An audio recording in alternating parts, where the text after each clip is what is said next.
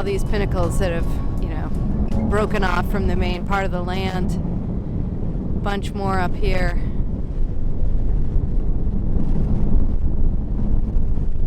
We're going to see if there's a place to anchor and maybe take a tour around in a dinghy or paddle boards or something like that.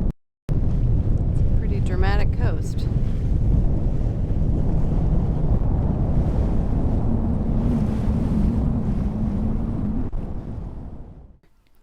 We have a few more days to explore the Algarve region of Portugal, and what a treat for the senses this area is. This spot is called Ponta de Piedade, and it is just outside the port of Lagos. We anchored nearby so we could explore on paddleboard.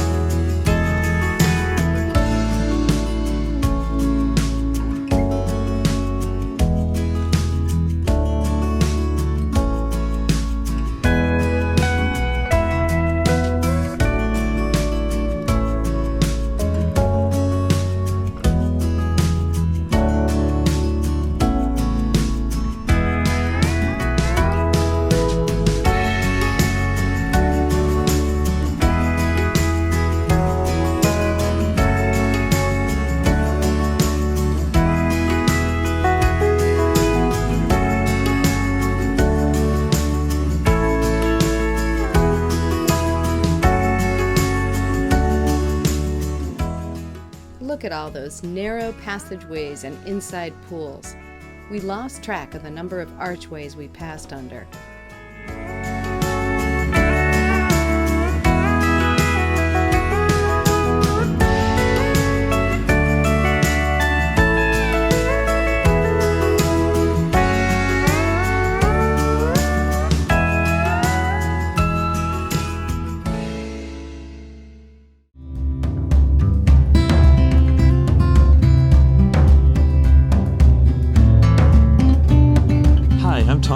And I'm Karen. Welcome to Life 4.0, where we share our adventures of life on board our sailboat as we explore this amazing planet, one anchorage at a time. This summer, we're crossing much of the Mediterranean, from Greece to Italy, Malta, Spain, including passing out through the Gibraltar Strait, then along the Portuguese coast before we finish in the Galicia area of northwest Spain. Now this is hysterical. They got, they're pulling everybody back. They tied everybody all together and they're towing them back. That sort of looks fun. I'd like that part. So they paddled hard to get upwind and to go through the caves and everything, and then they're being towed back. Pretty funny.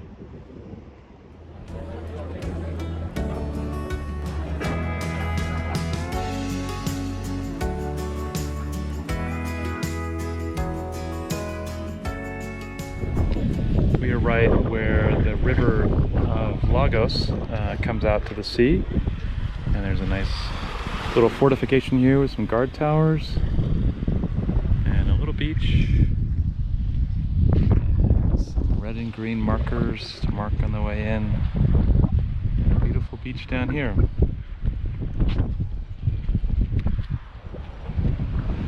Great light this time of the day. After an evening in the town of Lagos, we headed back to our boat, which was anchored outside the river harbor, off of the beach. Okay, so I don't know if you can see this, but in front of that catamaran, to the left of the catamaran, is Tom in a dinghy pulling what looks like one of those fun beach slides, little play structure beach slide thing that floats around. and we were just watching it head out to sea. So, I mean, you know, salvage rights says it's ours, because this would have floated to Africa or somewhere. We're along the southern coast of Portugal, so it would have gone a long way.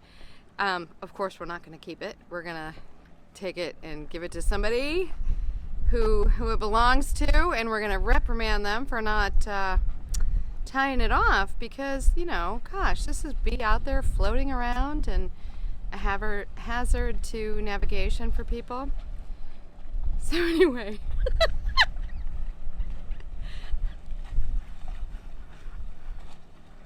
woohoo! Play structure.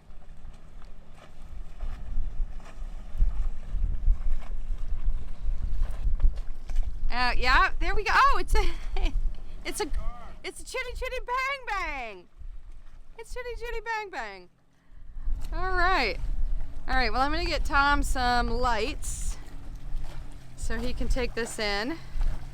Okay, there goes Tom towing. It's really dark. I'm not sure if you can see, but Tom is heading out in the dinghy, towing the big car.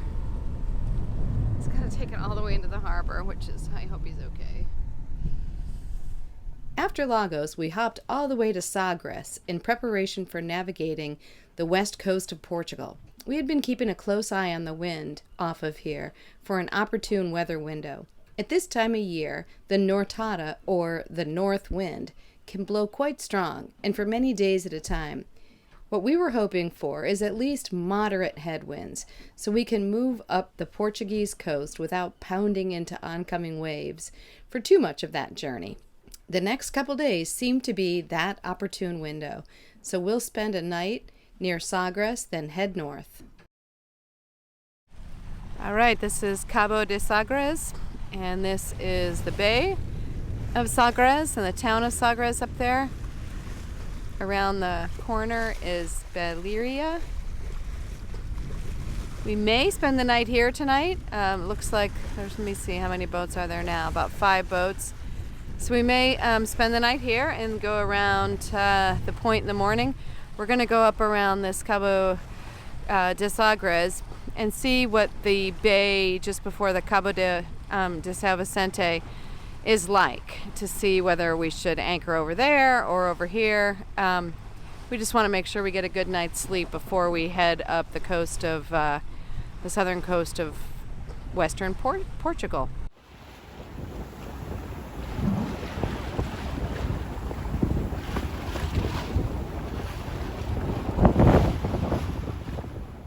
As soon as we rounded the point of Sagres, it was quite a bit more rough. I guess we'd be spending the night in Sagres Bay. We're at Ensenada, Sagres, and that sea rose anchored right there. And we're at the point of Sagres, which we're going to walk out to past this castle.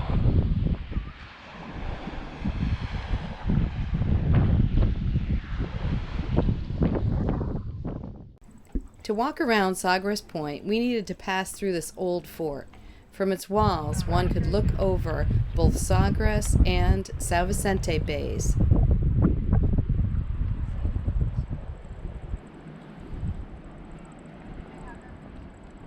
A little bit better view of the mariner's compass up here. And the theory is it was used by Henry the Navigator in teaching navigation and just mariner theory. Unearthed in 1959.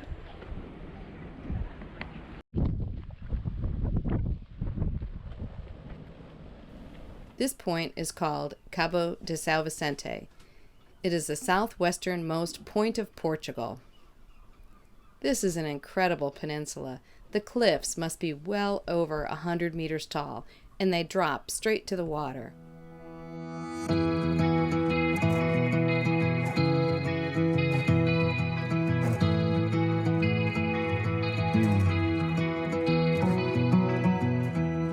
You're a lonely sailor, and your soul is made of wind and rain, doubts and blame. I'm a weary pirate, and my heart is The battle-tested civilizations of old picked the perfect narrow choke point to place their fortress, giving them the entirety of the remaining peninsula for their base. my worst enemy, but I've still got a lot to give. So I said, hey, don't you wanna come and run away with me? Hey, won't you come, won't you? I just love these sweet Portuguese fishing boats. Up until this point in our summer adventure, we had been heading predominantly west. In the backs of both of our minds, we knew we could always change our mind and return to the warm waters of the Mediterranean or even head further south. Once we round Cabo de Sao Vicente, we will be heading due north, and every mile in that direction will be a mile away from what we have known for the last 3.5 years. Still, we are determined to explore the coastlines of Northern Europe and the Baltic Sea. So cold weather, here we come. We're rounding Sagres Point this morning on the way up to Sanez. And weighing the distance there is Cabo de Sao Vicente. As soon as we came around this point, the swell got much bigger. And this is what we're going to be doing with today. Swell and waves and motoring up wind. Yeah, 17 knots of wind. 17 knots of wind already, okay. 23.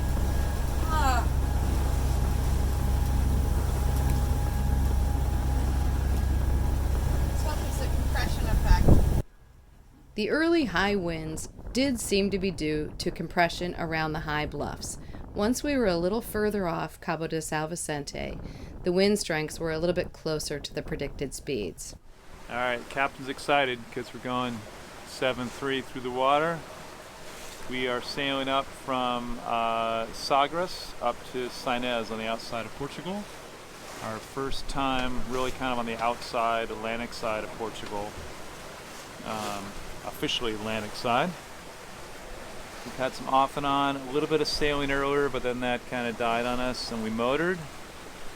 And now we are underway in some good winds. And it feels good to be sailing rather than kind of slamming into the stuff under motor. We've had a few boats with us, possibly came out of Ensenada to Sagres shortly after us. And we've seen at least 3 or 4 maybe boats go the other direction. So that's kind of comforting knowing that we're not out here by ourselves. And it's great news that we're underway by sail. So I've been feeling a little queasy today. It's been kind of difficult in the rolling and pitching waves. But it'll get better, I'm sure, as we're sailing along here. With the boat sort of steadily heeled, the boat kind of rides a little smoother through the waves. We have 60 miles total to go today. We got 20 or so miles left, so we're more than halfway. I think neither one of us slept all that well last night. We've both been anticipating this stretch of coastline, not necessarily just this one leg, but all up the western coast of Portugal. Through the summer months, especially in the month of August, they have what they call the nortada, which is the north wind, and it blows pretty much all day, every day. And it just builds up seas, and because we're going north and we have a long distance between every port, we have to sort of fight those winds every day. So we were anxious to get started on this, and nervous to get come around that last point. But now I think we're here. We're halfway through the day. We should be able to make it to Sanez fine, and we'll just take it one day at a time as we go from port to port up the west coast of Portugal. All right, we have Sanez ahead of us. Coming the last few miles into the harbor here. Apparently it's a good it's got a good anchorage in there. Only problem is it's a little bit tight. It doesn't hold too many boats. Big container port here. There were 3 container ships in there when I last looked. I think I see them all there. And a container ship down behind that tanker that's anchored and waiting to get in. Back in my APL container ship days, that would have never happened. You never leave a container ship anchored with all the precious cargo and cargo that needs to get into port quickly. That's maybe a sign of COVID. Some of these more industrial-oriented ports, they just have these massive breakwaters. If you think about the amount of concrete that they poured into forms and then brought out and dumped down in here. And this is what's shown above the water line. So it starts here and it goes all the way down there. Way down there. Looks like they might have some cranes for building the breakwater out further, actually. We've got a breakwater inside, so there's like an outer breakwater here and then an inner breakwater all the way inside there. A lot of concrete forms for that. There's another breakwater coming off of there. Get a sense here, just look at the width of that breakwater.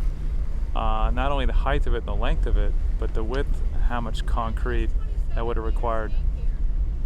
And Karen was just saying it's 27 meters deep here, so that's about 100 feet deep. So that's how far down those concrete forms would have had to go just to get to the surface.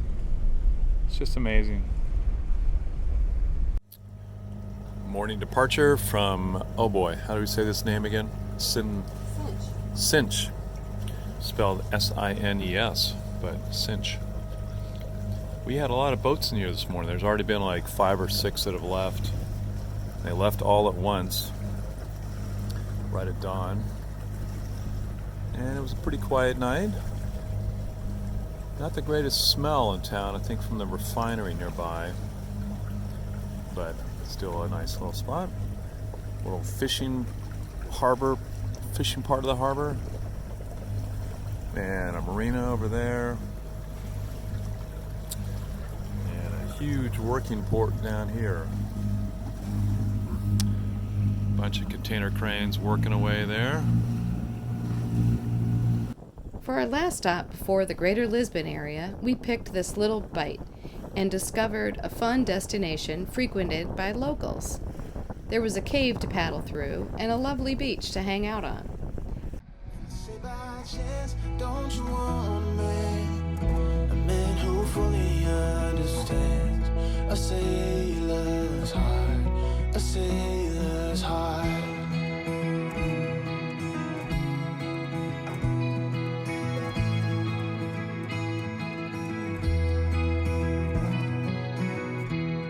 You're a born survivor, and you'll never find yourself in love. You're wise enough. I got troubles, I got sins. I'm my worst enemy. If you enjoyed this, please subscribe to our channel and click on the bell to get notified of new videos. Join us next time as we cover the remaining highlights of our time along the Portuguese coast. Don't miss our hop to Cascais, outside the capital city of Lisbon, the cliffs and stunning lighthouse of Cabo de Roca, an overnight on the beautiful remote island of Berlanga, and the picturesque and cultural town of Porto on the Douro River. Thanks for watching. But I still got a lot to give. So I said, hey, don't you wanna come and run away with me? Hey, won't you come and say by chance, don't you want